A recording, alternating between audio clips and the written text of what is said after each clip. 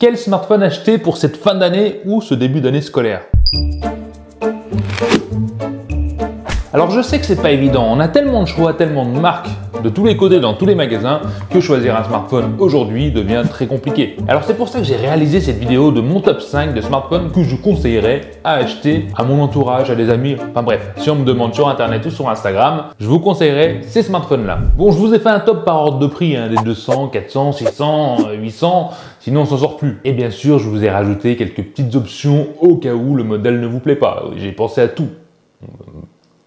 Presque, faut pas déconner. Et commençons tout de suite pour les smartphones entre 100 et 200 euros. J'ai envie de dire, pas de surprise, mais on va se tourner chez Xiaomi, le Redmi Note 12S. Alors j'ai choisi le 12S et non le 12 parce qu'il est carrément mieux, même s'il est un petit peu plus cher, on le retrouve autour des 190 euros. On a un appareil photo, donc une caméra bien plus performante et ça change énormément. En termes de puissance, etc., le Redmi Note 12 est largement suffisant pour faire tourner des jeux, pour la navigation. On n'est pas sur des jeux ultra 3D, mais il sera largement assez puissant. Les photos sont plutôt convenables, même très bien pour le tarif.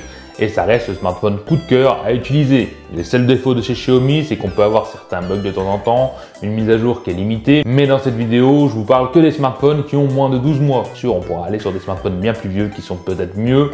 Mais voilà, je voulais rester sur les smartphones récents. Et donc le Xiaomi Redmi Note 12S. On n'est pas sur le plus long des noms de smartphones, attendez. Mais il y a quand même d'autres choix à moins de 200 euros, des alternatives qui sont à prendre en compte, j'ai envie de dire. Pour ceux qui veulent vraiment moins cher, plus proche des 100 euros, je propose le Poco M5S. Il est moins cher, il est tout aussi puissant, il sera un petit peu moins performant en photo, ce qui est normal, mais ça reste un très bon compromis, rapport qualité-prix, on le trouvera plus près des 130 euros. Et c'est vrai que c'est une économie qui peut être importante pour pas mal de monde. Si on recherche plus de puissance, je conseille le Realme 10. Qui lui a un processeur Helio G99 qui est plus puissant que le 12S de chez Xiaomi et qui reste un smartphone très équilibré, très bon. Donc voilà, si on veut plus de puissance, je conseille le Realme 10 qui sera plus performant pour les jeux. On a fait la partie à moins de 200 euros, on va passer sur la partie à moins de 400 euros. N'hésitez pas à mettre dans les commentaires tout au long de cette vidéo lequel smartphone vous auriez conseillé, ça peut servir. Alors à moins de 400 euros, j'ai envie de vous dire Oppo. Pourquoi Oppo? Parce que Oppo se barre de la France, comme vous le savez, et les smartphones Oppo sont bradés de tous les côtés en France. Donc on peut trouver des smartphones Oppo complètement dingues à moins de 400 euros. Et ils ont plus de 1 an, je sais. Mais là, j'étais obligé de vous le proposer. Le Oppo Reno 8 Pro a été parfois en promotion à moins de 400 euros.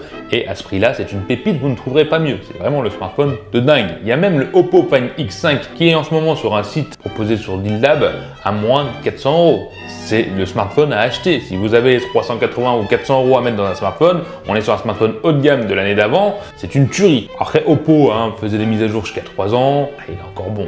Mais voilà, faut trouver les promotions, faut les trouver à moins de 400 euros. Est-ce qu'il reste des stocks en France? Bon, il y en a qui veulent pas chez Oppo parce qu'ils quittent la France, voilà. Donc, mon modèle à moins de 400 euros que j'ai choisi pour le côté équilibré, bon, j'ai apprécié, on est sur le Samsung A54. Alors, c'est pas un foudre de guerre, c'est pas le smartphone le plus puissant, mais il est extrêmement bon en photo, il est très fluide, il est agréable à utiliser. Bon, j'ai beaucoup aimé ce smartphone qui a une très bonne autonomie. Bien sûr, la charge n'est pas forcément extrêmement rapide, mais voilà.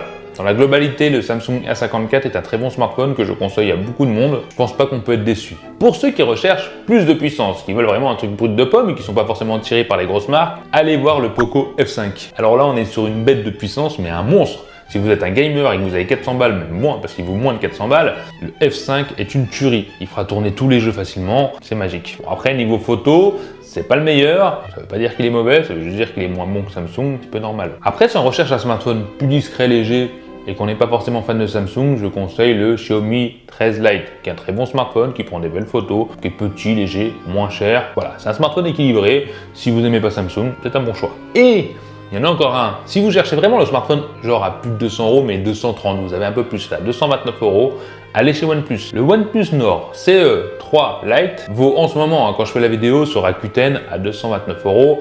Clairement, à ce tarif-là, c'est une pépite, c'est le smartphone à acheter. Il est plutôt puissant. Il a des bonnes photos, une bonne autonomie, une charge plutôt rapide. Après, en espérant que le prix n'ait pas changé ou augmenté, pour tous les smartphones d'ailleurs, quand vous regarderez la vidéo. Allez voir. Passons au smartphone à 600 euros, entre 400 et 600 euros.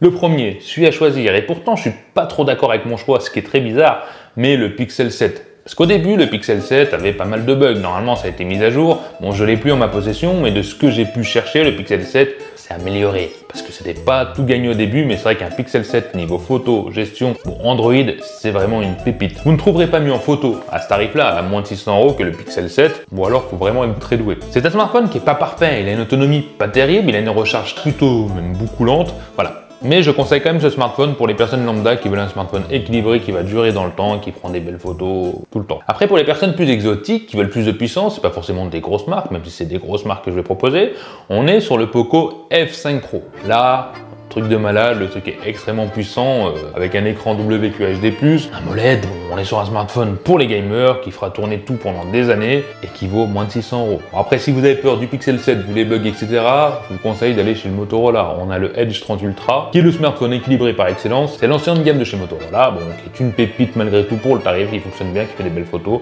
Voilà. Et pour ceux qui ont juste plus de 400 € à mettre, mais vraiment légèrement plus, 430 €, c'est low cost des 600 €, on est sur le OnePlus Nord 3. Oui, OnePlus fait des smartphones excellents, le OnePlus Nord 3 est puissant, bon en photo, bonne autonomie, charge rapide, bon, 430 €. Et d'ailleurs, si tu découvres la chaîne maintenant et que ça te plaît, bah, abonne-toi tout de suite. Ça me fait plaisir, c'est ta façon de dire merci, et puis bienvenue. Maintenant, c'est du sérieux, on passe au smartphone à 800 €, entre 600 et 800 €. Et là, j'ai fait un choix sans réfléchir, mais directement, et je suis surpris par ce choix, c'est que je propose le Samsung Galaxy S23. Pour moi, ça a été une révélation cette année. Alors le S22, S21, etc., non, next, c'est pas que c'est de la merde, c'est juste que l'autonomie est à chier. En plus, on n'a pas de charge rapide. Sur le S23, on n'a pas forcément de charge ultra rapide non plus. Mais l'autonomie est excellente, les photos sont excellentes, le smartphone est compact, on a un bel écran, il est puissant, il ne chauffe pas trop. Voilà. Vous m'avez compris, le S23 pour moins de 800 €, on le trouve et il est excellent. Après, chez la concurrence, on a le OnePlus 11 qui est aussi excellent d'ailleurs. Il est quand même moins bon que le Samsung en photo. Mais on a une charge rapide, une plus grosse batterie, bon, un écran de dingue aussi, en WQHD+, et pour seulement 650 €. Donc oui, si on n'aime pas forcément Samsung, qu'on veut un smartphone plus gros, le OnePlus 11, très bon choix. Et après, bon, si on n'aime toujours pas Samsung et qu'on veut un smartphone aussi compact que Samsung, avec, on va dire, tous ses avantages, plus une charge rapide, on va chez le Xiaomi. Le Xiaomi 13. Toujours pareil, là, c'est une question de goût, c'est un très bon smartphone, hein, qui fonctionne très bien, des belles photos, bonne autonomie, charge très rapide, mais voilà, ça reste Xiaomi. Bon, Xiaomi c'est moins bien optimisé au niveau du logiciel, ça c'est mon ressenti, hein. Ne me pourrissez pas dans les commentaires, moi j'aime moins bien Xiaomi, je trouve que ça bug quand même plus que Samsung, ça reste mon avis. Ça c'est mon choix pour les 800 €. Après, au-dessus de 800 €, j'ai envie de vous dire, c'est tous les mêmes. C'est un peu, bon, c'est pas tous les mêmes, mais bon, ça reste cher, et là ça va dépendre si vous avez le budget de mettre 800 €, je conseille plutôt d'aller chez Samsung, Apple, même si c'est pas forcément les meilleurs rapports qualité-prix, ça reste les meilleurs smartphones, en tout cas en photo, gestion logicielle, mise à jour, etc. Donc un S23 Ultra, un iPhone 14 Pro, etc. Bon, si vous avez les moyens, de toute façon, faites le choix de celui qui vous plaît, ça sera plus simple. Mais ces deux marques-là sont quand même plus conseillées, même si Xiaomi, etc. font des très bons modèles. Voilà. Mais attendez, c'est pas fini en fait, j'ai oublié de vous dire, c'est la gamme de prix à moins de 100 balles, parce que oui, les smartphones à moins de 100 balles, ça existe. Alors je les conseille pas forcément, mais on n'a pas forcément le choix non plus. Alors c'est vrai qu'à moins de 100 €, ça vaut grave le coup, parce qu'on a un smartphone qui fait des photos, qui a une bonne autonomie, bon, qui fait tout. Ça c'est clair, et c'est des smartphones avec un rapport qualité-prix exceptionnel. Je dis que je conseille pas trop parce que ça reste des smartphones qui vont bugger souvent, qui vont manquer de mémoire, qui vont ramer et qui vont vous prendre la tête la plupart du temps. Mais voilà, si vous n'avez pas le choix, vous voulez l'offrir à un ado, moi je vous conseille, c'est le Redmi 12C. On va le trouver autour des 90 €. Ça va dépendre de la version. On a la 3 Go, la 4 Go, la 32, la 64. Bon, il y a plusieurs mémoires, plusieurs RAM. Mais voilà, en général, on le trouve autour des 90 €.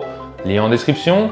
Honnêtement, ça fonctionne. Comme je vous ai dit, ça va ramer, surtout avec le temps, et ça va être chiant. Mais bon, on peut pas en demander trop un smartphone à ce tarif-là. Après, si vous aimez vraiment pas Xiaomi, vous pouvez aller chez le Motorola E22, qui est aussi très bon. Un peu moins bon, mais qui ira aussi très bien, qui est plus léger au niveau de la surcouche. Voilà, il n'y a pas 30 000 choix de bons smartphones à ce tarif-là, et c'est les deux que je vous conseille, mais le Redmi est quand même mieux. Rapport qualité-prix, hein, toujours pareil, parce que ça bug quand même pas mal. N'hésitez pas à me mettre en commentaire, bien sûr, des modèles que j'ai pu zapper ou oublier qui ont moins de 12 mois, c'est important, sinon on va plus s'arrêter, on va passer à des smartphones qui ont 20 ans. Et surtout, partagez cette vidéo à toutes les personnes qui auraient besoin de trouver un smartphone, si ça peut les aider, n'hésitez pas à partager un max. Et puis voilà, j'espère que cette vidéo vous a plu les Tukiwanti, en tout cas moi ça m'a fait plaisir de vous présenter mes favoris, et je vous dis à la prochaine vidéo. Allez, bye.